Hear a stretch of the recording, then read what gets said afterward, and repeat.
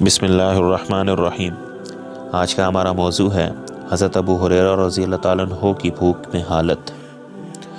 حضرت ابو ہریرہ رضی اللہ تعالیٰ عنہ ایک مرتبہ کتان کے کپڑے میں ناک صاف کر کے فرمانے لگے، کیا کہنے ابو ہریرہ کہ آج کتان کے کپڑے میں ناک صاف کرتا ہے، حالانکہ مجھے وہ زمانہ بھی یاد ہے جب حضور اقدس صلی اللہ علیہ وسلم کے ممبر اور حجرے کے درمیان بے ہوش پڑا ہوا ہوتا تھا اور لوگ مجنون سمجھ کر پاؤں سے گردن دباتے تھے، حالانکہ جنون نہیں تھا بلکہ بھوک تھی۔ فائدہ یعنی بھوک کی وجہ سے کئی روز کا فاقہ ہو جاتا تھا، بے ہوشی ہو جاتی تھی اور لوگ سمجھتے تھے کہ جنون ہو گیا۔ کہتے ہیں کہ اس زمانے میں مجنون کا علاج گردن کو پاؤں سے دبانے سے کیا جاتا تھا۔ حضرت ابو ہریرہ رضی اللہ تعالیٰ عنہ بڑے صابر اور کانے لوگوں میں تھے۔ کئی وقت فاقے میں گزر جاتا تھا۔ حضور صلی اللہ علیہ وسلم کے بعد اللہ نے فتوحات فرمائی تو ان پر تو نگری آئی۔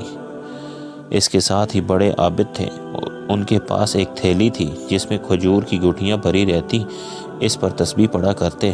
جب وہ ساری تھیلی خالی ہو جاتی تو باندی اس کو پھر بھر کر پاس رکھ دیتی۔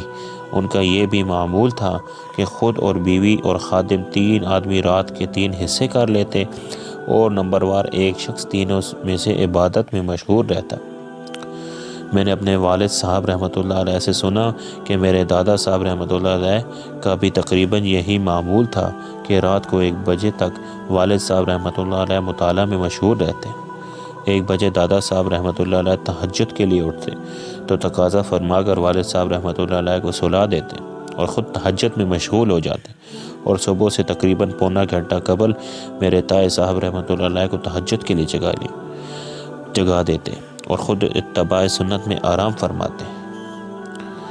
بس میرے بھائیو دوستو، جو کچھ پڑھا سنا اللہ پاک اس پر عمل کرنے کی اور دوسروں تک پہنچانے کی توفیق عطا فرمائے۔